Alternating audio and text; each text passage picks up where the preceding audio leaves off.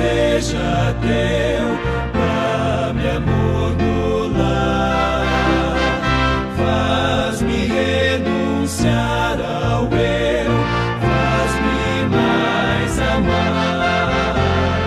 Vida mais feliz terei, hei de estar aos pés do Rei, sempre andando em sua lei, com amor no lar.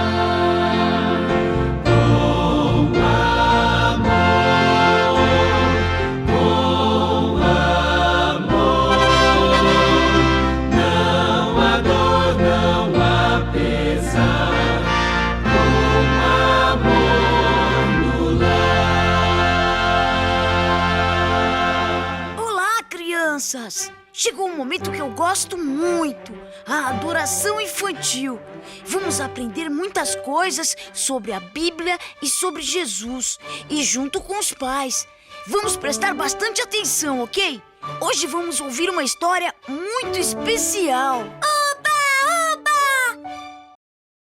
Olá, amadas crianças, feliz sábado! Sejam todos bem-vindos a mais um culto de adoração infantil. Hoje estou aqui nesse maravilhoso sábado com uma convidada muito especial, a Daniela. Olá! Olá, olá, feliz sábado. Hoje a Daniela vai nos acompanhar nesta história que vamos aprender mais um valor eterno. A história de hoje nos conta sobre uma menina, Hadassa. Hadassa vivia com seu tio Mordecai. Eles eram judeus, mas viviam na Pérsia. E o rei da Pérsia era Assuero. Um dia, o rei Assuero estava procurando uma esposa para ele. Então, ele fez um concurso onde mandou chamar todas as mais belas meninas do seu reino. E dentre estas jovens que foram até o palácio, estava Esther, Hadassa. Ela estava no meio dessas jovens. Ficaram por 6 meses ali no palácio, onde foram preparadas para depois se apresentar ao rei. Depois de muito tempo, depois de todos os preparos, essas moças foram convidadas para estar na presença do rei. E dentre essas moças, o rei ia escolher a mais bela, a mais formosa para ser a sua rainha. E quem é que o rei escolheu? Escolheu a rainha, a princesa Esther. Muito bem, o rei escolheu Esther. E assim Esther tornou-se rainha da Pérsia. Depois de um tempo, o rei tinha um servo, Amã, que era um homem muito mau, e ele planejava matar o povo judeu. Mordecai contou isso para Esther, e Esther ficou muito preocupada. O que é que ia acontecer com o seu povo? Então Mordecai lhe disse que era preciso que ela fosse ver o rei e pudesse interceder pelo seu povo. Mas Esther não podia simplesmente ir na presença do rei. Ela precisava de receber um convite, porque naquele tempo, quando alguém fosse ver o rei sem ser convidado e o rei não lhe estender o cetro de ouro, o que é que poderia acontecer? A pessoa será morta. Sim, essa pessoa poderia ser morta. Então Esther tinha muito medo, mas ela foi educada muito bem pelo seu tio Mordecai. Mordecai lhe ensinou a confiar em Deus. Então ela decidiu orar durante 3 dias e jejuar antes de ir ver o rei. E ela pediu a todas as pessoas, todos os judeus, orem comigo e eu vou na presença do rei, interceder pelo nosso povo. E assim, Esther, junto com todo o povo, orou e jejuou durante 3 dias. E depois dessa jornada de oração, ela foi ter com o rei. Quando chegou na presença do rei, o que é que aconteceu? O rei estendeu o cetro de ouro para a rainha Esther. Muito bem, o rei lhe estendeu o cetro de ouro. E o que é que isso significava? Que ela era bem-vinda e podia falar, então não seria morta. Então, naquele dia, a rainha Esther contou para o rei que estava lhe convidando para um jantar na sua casa, um banquete preparado para o rei e o seu servo Amã. Então o rei ficou muito curioso. O que é que teria neste banquete? No dia marcado para o banquete, o rei e Amã estavam felizes, mas também muito curiosos para saber o objetivo, o motivo desse grande banquete. Mas Esther não contou naquele dia. Ele pediu ao rei e Amã que voltassem no outro dia e então saberiam qual era o motivo. Chegado no outro dia, Esther contou ao rei que Amã tinha um plano muito cruel de matar todo o povo judeu. E o rei ficou muito zangado. Por que ele queria fazer isso? Para o povo da sua esposa. E então o rei mandou castigar Amã. E assim o povo judeu foi salvo, graças à oração que Esther fez e todo o povo fizeram durante 3 dias. Que grande lição para nós. Nós também, crianças, se passamos por dificuldades nessa vida, precisamos orar, pedir o auxílio divino e Deus vai sempre ouvir a nossa oração, porque Ele prometeu na sua palavra que Ele está pronto sempre para nos ouvir e atender a todas as nossas necessidades. A Daniela vai nos ler o verso bíblico que se encontra no livro de Isaías 65, verso 24. E será que, antes que clamem, eu responderei? Estando eles ainda falando, eu os ouvirei. Amém. Deus está sempre pronto para nos ouvir. Precisamos buscar poder do alto, buscar a Deus em oração. Que lição importante. E assim chegamos ao fim de mais um culto de adoração infantil. Obrigada por nos acompanhar e aprendam sempre, guardem este valor eterno, buscar a Deus através da oração. Por isso, neste momento, para terminar, a Daniela vai nos fazer uma oração. Oremos. Querido Deus, obrigada por nos ajudar nos momentos difíceis e obrigada porque o Senhor nos protegeu e cuidou de nós. Em nome de Jesus, amém.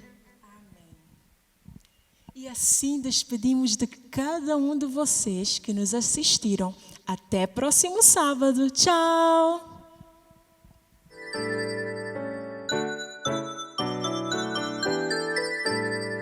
Agora vamos em família adorar, pensar em Deus e aprender do seu amor.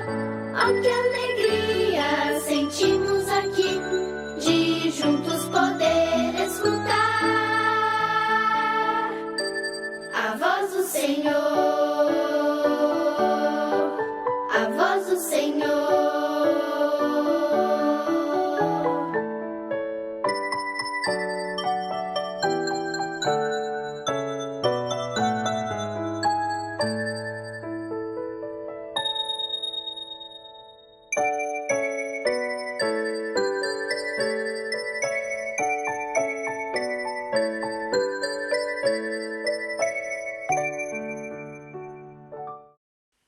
Meus prezados irmãos, para nós é um prazer muito grande rever-vos de novo para mais uma conversa. Deus seja louvado pela vida, pela saúde e por esta oportunidade que Ele nos concede para estarmos convosco, aqui localmente, como também na diáspora. Sois bem-vindos, que Deus ricamente vos abençoe. A você, meu amigo, a você, minha amiga, que nos assiste, que nos acompanha, que gosta de ouvir a palavra de Deus, você também é bem-vindo, é bem-vinda ao nosso programa sabático. Como os senhores sabem, este mês de fevereiro é considerado o mês de amor. E há 2 dias atrás, os românticos, os amorosos do país e do mundo celebraram o dia de São Valentim. Muitas mulheres receberam flores. Isso é bom, é um bom sinal. Mas eu queria desafiar-vos, meus senhores, a viverem o vosso romantismo 365 dias sobre 365 dias. Isto é, oferecer flores e outras coisas às suas esposas, às suas namoradas. Isso é bom. Lembrar as datas especiais para que efetivamente o amor possa cimentar a vossa amizade. Ora bem, neste sábado eu decidi, sendo um mês de amor, eu decidi falar da família. Como os senhores sabem, família modelo, família exemplar, família superstar não existe, porque nem o homem nem a mulher são perfeitos, todos são imperfeitos, todos são diferentes. É nessa diferença que marido e mulher se completam. Portanto, meus senhores, eu vou falar-vos da família, dos 7 pilares que sustentam o matrimônio. Vivemos um tempo de crise, fala-se muito atualmente da crise sanitária, ela existe, ela é entre nós, o vírus circula. Fala-se da crise financeira, se lembram do ano de 2008, e por aí fora. Mas da crise familiar pouco se fala. Mas ela também existe. Por que é que se criou um departamento para a denúncia do VBG? Porque há problemas no seio da família. E como os senhores sabem, durante a pandemia, o distanciamento, o confinamento, trouxe muitos problemas no seio da família. O desemprego, a perda de salário, a enfermidade em si, trouxe muitos problemas. Muitos divórcios, muitas separações têm ocorrido ao longo deste tempo.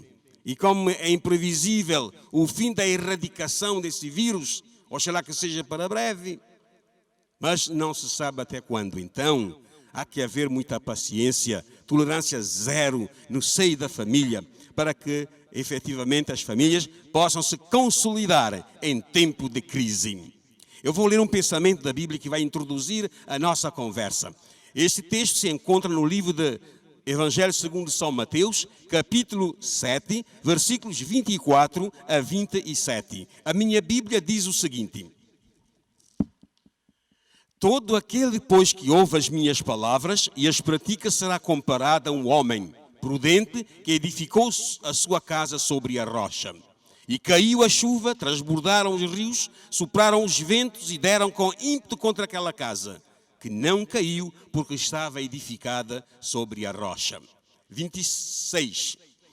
Todo aquele que ouve as minhas palavras e não as pratica será comparado a um homem insensato que edificou a sua casa sobre a areia. A chuva caiu, transbordaram os rios, sopraram os ventos e deram com ímpeto contra aquela casa, e ela desabou, e grande foi a sua ruína. Meus caros amigos, nós estamos perante 2 construtores, 2 construções, mesmo evento, mas há uma diferença.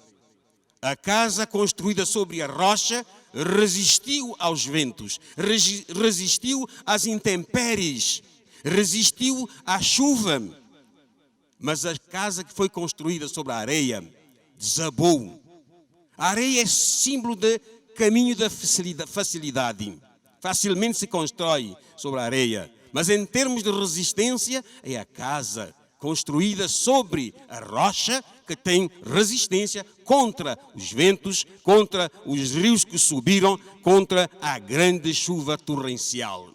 Caros amigos, que lição podemos extrair deste pensamento de Jesus quanto à sua família? Os senhores sabem que a família é um projeto divino. Foi Deus quem fundou, quem arquitetou a primeira família. E Deus trabalhou como arquiteto e como sacerdote.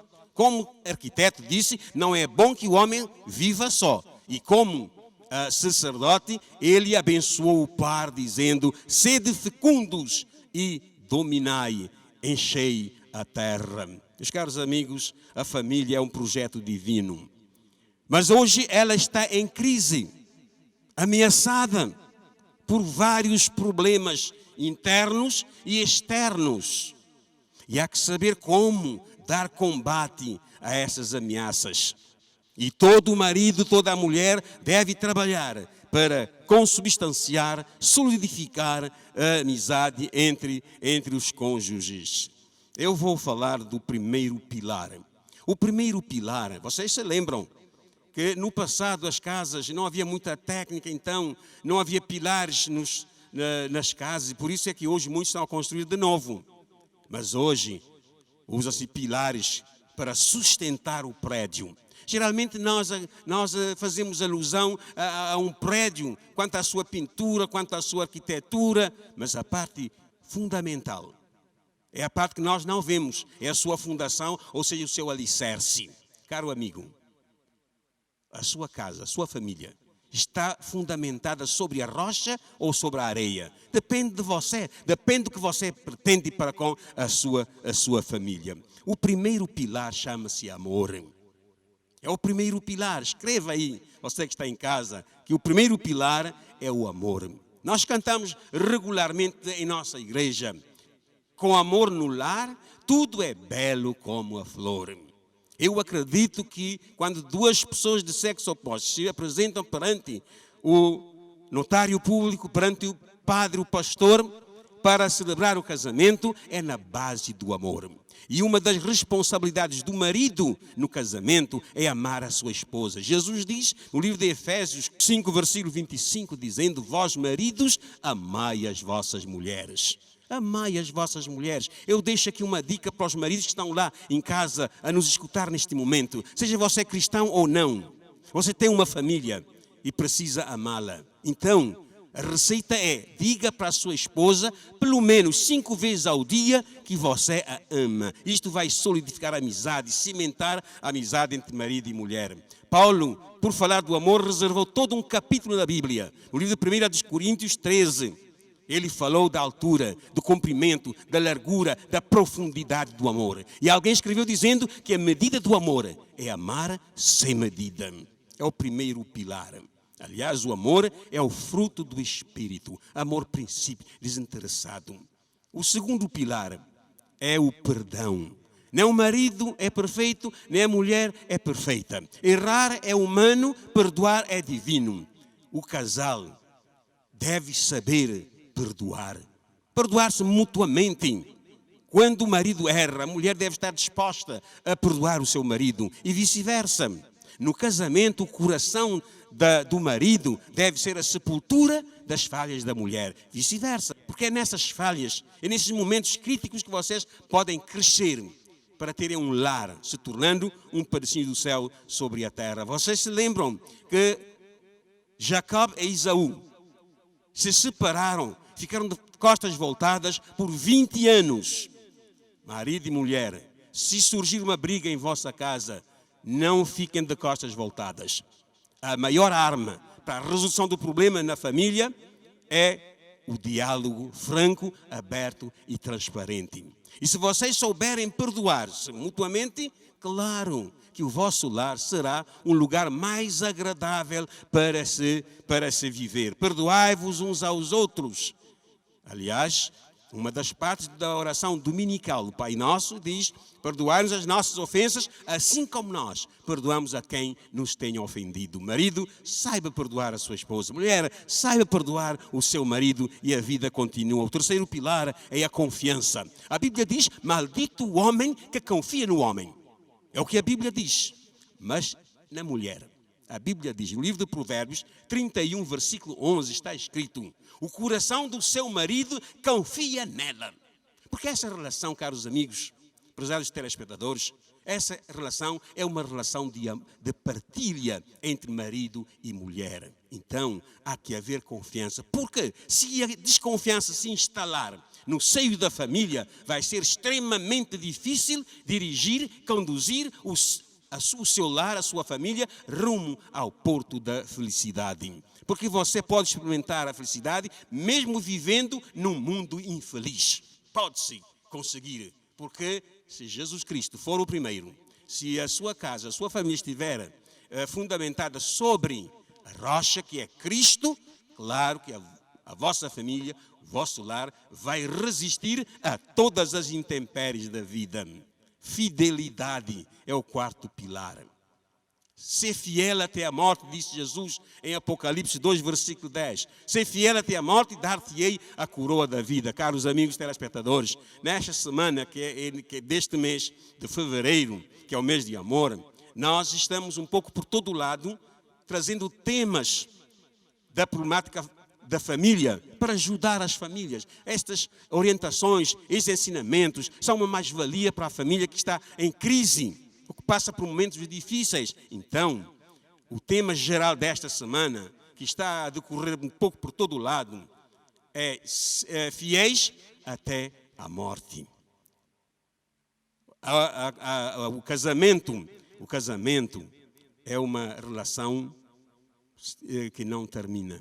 É uma relação representada por uma circunferência sem fim. Então, esse amor deve perdurar. O homem deve ser fiel, a mulher deve ser fiel. Diz a Bíblia: deixará o varão a seu pai e sua mãe e unir-se-á à sua mulher. A Bíblia não diz às suas mulheres, mas à sua mulher. Um homem, uma mulher. Uma mulher, um homem. Isso é o princípio exarado nas Santas Escrituras. O quinto pilar é a sujeição.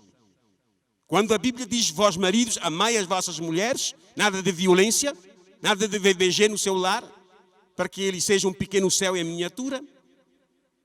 A Bíblia fala da sujeição. Vós mulheres, sede submissas aos vossos maridos. Esta submissão, caros amigos, caros telespectadores, é uma submissão no Senhor. A mulher não é uma escrava. A mulher não é uma serva lá em casa.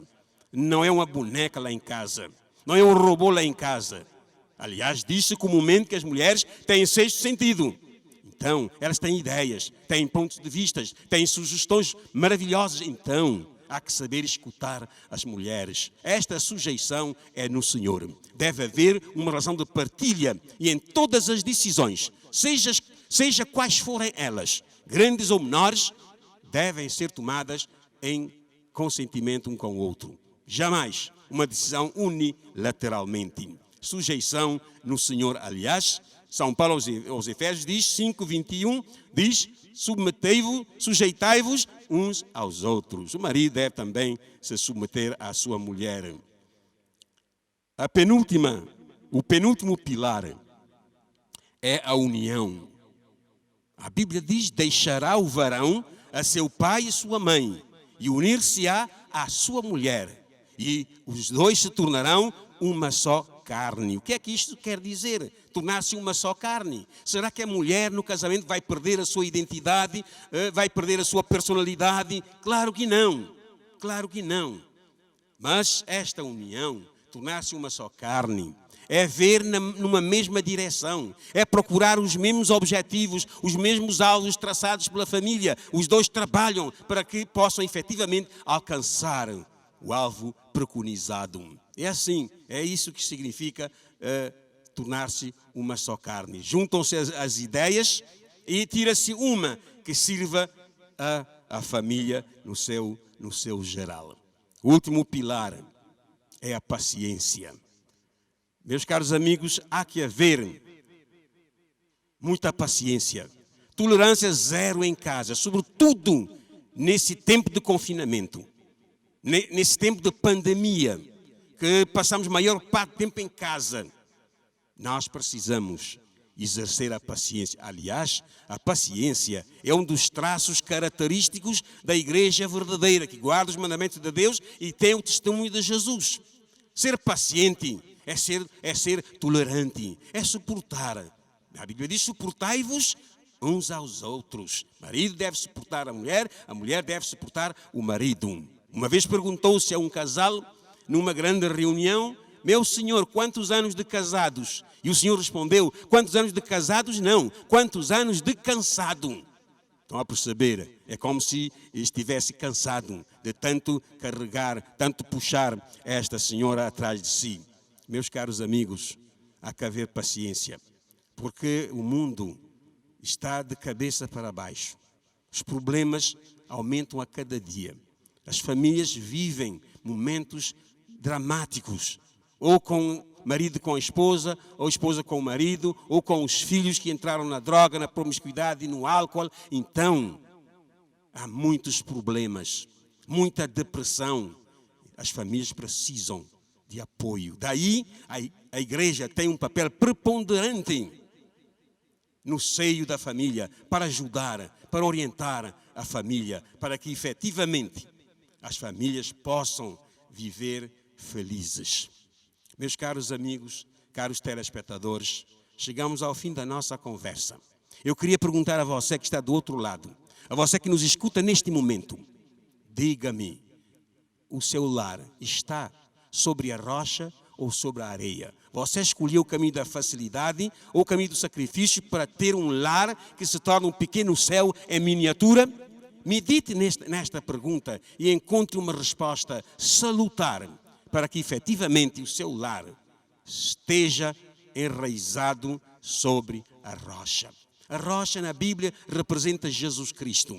Isto para vos dizer, caros amigos, prezados irmãos, que o nosso lar deve ter como hóspede constante a pessoa de Jesus. Ele deve ser o primeiro, ele deve ser o melhor e o último em nossa vida. Amigo, convide a Jesus para estar em sua casa. Os senhores se lembram quando Jesus um dia entrou em casa de Zaqueu, aquele homem que se enriqueceu rapidamente porque ele não foi fiel. Quando Jesus entrou em casa dele, Jesus disse para ele: hoje a salvação entrou em sua casa. Caro amigo, prezada família, convide a Jesus para estar em seu lar, para estar com o seu marido, para estar com a sua esposa, para estar com os seus filhos, para educar, para formar, para ajudar com que o vosso lar seja efetivamente um pequeno céu em miniatura sobre esta terra. Quantos lares desfeitos pelo divórcio, quantos lares desfeitos pela separação, e sabem quem sofre mais com a separação, o divórcio? São os filhos que sofrem mais. Evitemos todos para que os nossos filhos não sofram por causa da incompatibilidade, da infidelidade, da ruptura entre marido e mulher. Reconciliai-vos uns com os outros pela via do diálogo. Se assim vocês fizerem, e se assim convidarem Jesus para visitar a vossa casa, para estar com a vossa família, claro que o vosso lar se tornará num lugar mais agradável para se viver. Não por causa dos móveis que possa ter, não por causa das decorações, não por causa de muito dinheiro, não. Com o dinheiro se pode fazer uma boa casa, se pode comprar uma boa cama, mas não se pode comprar nem um lar, nem o sono. O dinheiro faz parte da felicidade, mas não é tudo. Então, a fonte da felicidade é mesmo Jesus Cristo. Eu quero dizer a cada um de vocês de convidarem Jesus para visitarem o vosso lar, para visitarem a sua família, para levar o que falta.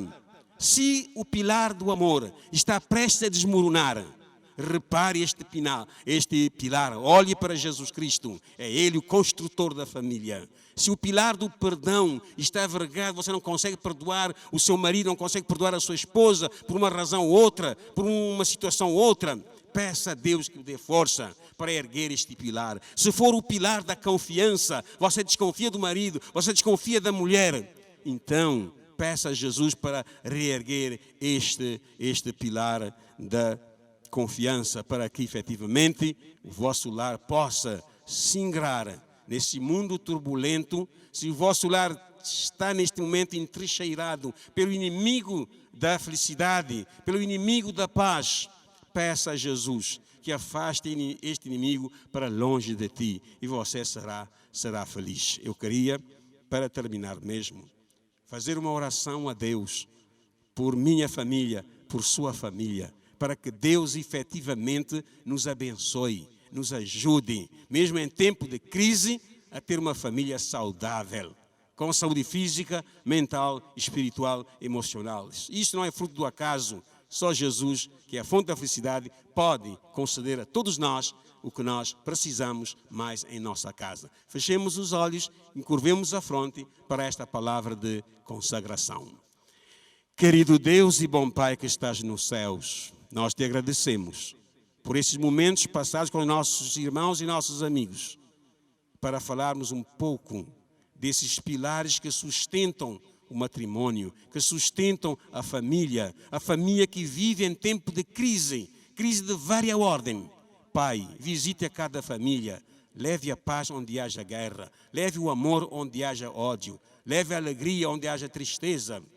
Caro Senhor Deus, queira abençoar a todas as famílias da terra, todas as famílias do mundo inteiro, de Cabo Verde, para que efetivamente vivam felizes no amor e construam assim uma sociedade saudável, uma nação sã, para desenvolver-se à altura de tantos quantos hoje se desenvolvem no mundo.